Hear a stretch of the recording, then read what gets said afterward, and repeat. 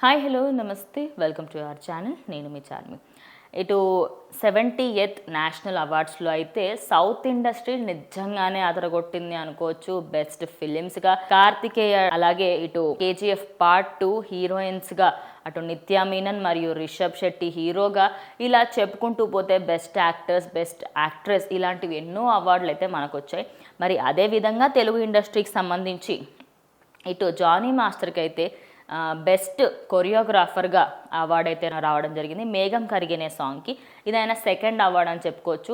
Arabic kothu సాంగ్కి కూడా అటు తలపతి అండ్ అలాగే రష్మిక మందన ఉన్న ఆ సాంగ్కి సంబంధించి ఆయనకి ఫస్ట్ టైం అవార్డు రావడం. ఇప్పుడు రీసెంట్గా అటు నిత్యా మీనన్ అలాగే ధనుష్ నటించిన తిరు మూవీ నుంచి ఈయనకి మేఘం కరిగినే సాంగ్కి అయితే బెస్ట్ కొరియోగ్రాఫర్ అవార్డు అయితే రావడం జరిగింది.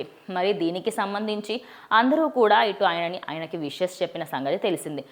అదేవిధంగా నేషనల్ అవార్డు విన్నర్ అయినటువంటి అల్లు అర్జున్ కూడా ఈ విషయానికి సంబంధించి ప్రతి ఒక్కరికి విషెస్ చెప్పారు, కానీ అందులో జానీ మాస్టర్ పేరునైతే మెన్షన్ చేయలేదు.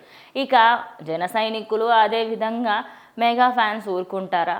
దొరికిందే ఛాన్స్ అంటూ ఆల్రెడీ ఇప్పుడు వాళ్ళిద్దరి మధ్య చిన్నగా ఫైట్ అయితే ఉంది అనుకోవచ్చు. ఇంకా ఇంకా ఇంకా నూనె పోస్తూ ఇంకా ఇంకా మంటని ఇంకా ఎక్కువ చేస్తున్నారు అనుకోవచ్చు. అయితే ఇటు జన సైనికులు అయితే జానీ మాస్టర్ పవన్ కళ్యాణ్కి సపోర్ట్ చేస్తున్నాడు కాబట్టే, ఆయన మాకు సపోర్ట్ చేశారు కాబట్టే మీరు ఆయన పేరు పెట్టలేదని, అదేవిధంగా వీటన్నిటికీ సంబంధించి కూడా సోషల్ మీడియా అంతా ట్రోలింగ్కి అల్లు అర్జున్ని మళ్ళీ ట్రోలింగ్లో అయితే చేయడం జరిగింది.